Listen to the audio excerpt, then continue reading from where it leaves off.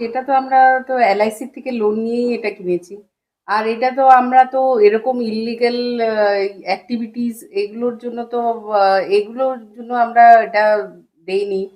Spare মালিক এবং আমি spa চালাচ্ছি, যেটা সত্য কথা নয়। আমি একটা স্পষ্টীকরণ দিতে চাই।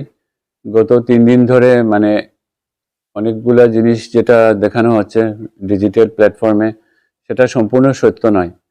1 নম্বর কথা, আমি এই স্পা সেন্টারের মালিক নই।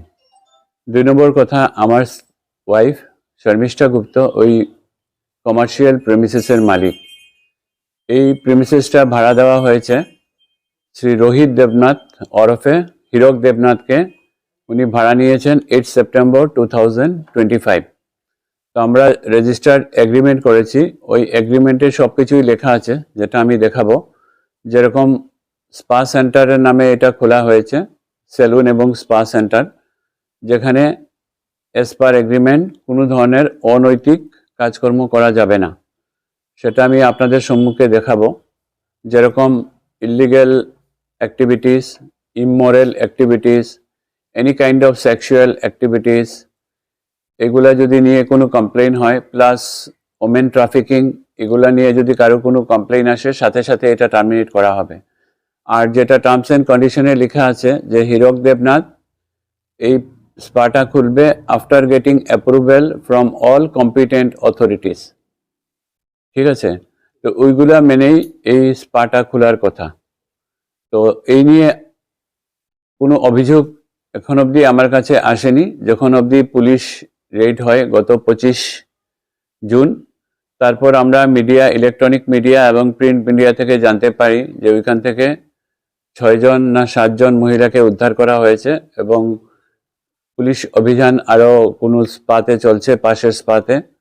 তারপরেই আমরা উকিলের সাথে পরামর্শ করে এই এগ্রিমেন্টটা আমরা টার্মিনেট করে দিই 26 তারিখ, এবং সেটা রেজিস্টার্ড পোস্টে হীরক দেবনাথের বাড়িতেও পাঠানো হয়েছে এবং মল ম্যানেজমেন্টকেও, ইম্পেরিয়াল মল ম্যানেজমেন্টকেও জানানো হয়েছে যে কোনো আমাদের সাথে রোহিত দেবনাথ ওরফে হীরক দেবনাথের আর কোনো ধরনের এগ্রিমেন্ট এক্সিস্ট করছে না। কিন্তু আমি কি বলবো, এমনভাবে মিডিয়াতে জিনিসটা দেখানো হচ্ছে যে আমি যেন স্পার মালিক এবং আমি স্পা চালাচ্ছি, যেটা সত্য কথা নয়। সেটা তো আমরা তো এলআইসি থেকে লোন নিয়েই এটা কিনেছি। আর এটা তো আমরা তো এরকম ইল্লিগাল অ্যাক্টিভিটিস এগুলোর জন্য তো এগুলোর জন্য আমরা এটা দেইনি। আমরা তো গুডউইলের জন্যই দিয়েছি। আমরা তো ওটা অ্যাজ এ স্পা সেন্টার, তো এখানে যে এই এরকম অ্যাক্টিভিটিস চলবে এটা তো আমাদের কোনো ধারণাই ছিল না। আর এটা এগুলো নিউজটা পাওয়ার পরে আমরা তো খুবই লজ্জিত। আর এরকম আমরা কোনোদিনও জীবনে এরকম আশা করতে পারিনি যে এরকম এই এই এই ইয়েতে আমরা, মানে কি বলবো, এই সিচুয়েশনে আমরা পড়বো। গত পরশুদিন আমি যখন মেডিকেলে ছিলাম, দুপুরবেলা জনৈক ডিএসপি হিমাঙ্ক বড়ুয়া আমাকে ফোন করে বললেন যে আমার মিসেসকে নিয়ে 5টার সময় ওই দিন সুপারিনটেন্ডেন্ট অফ পুলিশ অফিসে দেখা করতে, কারণ উনি আমার মিসেসের স্টেটমেন্ট নেবেন। তো এখন বাড়িতে আমি আমার মিসেসই আছি, আর কেউ নেই। আমার মেয়েরা বাইরে পড়াশোনা করছে। আমি আমার মিসেসকে নিয়ে 5টার সময় সুপারিনটেন্ডেন্ট অফ পুলিশ অফিসে গেছিলাম। ওইখানে আমরা অনেকক্ষণ অপেক্ষা করছিলাম, প্রায় 1 ঘন্টা, কারণ উনি ছিলেন না, উনি কোথায় বাইরে ছিলেন। তো উনি ঘুরে আসার পরে উনি আমার স্ত্রীর স্টেটমেন্টটা নিলেন, কি কি ব্যাপার জিজ্ঞেস করলেন। উনি এগ্রিমেন্ট কপিও দেখলেন, তারপরে সেটেলমেন্টের অর্ডার যে আমাদের জমি নামে এটাও দেখলেন। তারপরে আমরা যে লেটারটা লিখেছি টার্মিনেশন অফ কন্ট্রাক্ট, যেটা ওইটাও দেখানো হলো। তারপর উনি বললেন শ্রী রজত পাল, যিনি অ্যাডিশনাল এসপি ক্রাইম, ওনার সাথে দেখা করার জন্য। উনিও দেখলেন ব্যাপারগুলা। তারপরে বললেন এসপি স্যারের সাথে দেখা করার জন্য।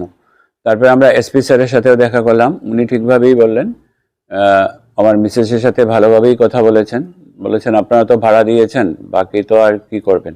এই ব্যাপারে আমি আরেকটা বক্তব্য দিতে চাই। আমরা পুলিশকে সম্পূর্ণ সহযোগিতা করে যাচ্ছি, কারণ যে ব্যাপারটা আমাদের সামনে আসছে এটা সম্পূর্ণ কি বলবো, ন্যাক্কারজনক ঘটনা। এই সমাজের সুস্থ মানুষ কেউই এই ধরনের ঘটনা চায় না, আমরাও চাই না। আর এই ব্যাপারে আমাদের নামটা যে জড়িয়ে গেছে সেই জন্য আমরা দুঃখিত।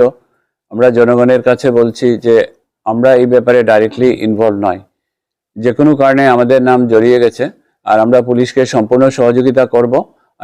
এবং আমরা পুলিশকে বলছি আরো ভালোভাবে জিনিসটা যাতে ইনভেস্টিগেট করা হয়, এক্স্যাক্টলি এর পিছনে কারা কারা আছেন সবাইকে যাতে এই অনুসন্ধানের আয়ত্তভুক্ত করা হয়, সেটাই আমরা বলবো। আর পুলিশ যখনই আমাদের ডাকবে আমরা সব ধরনের সহযোগিতা করতে প্রস্তুত।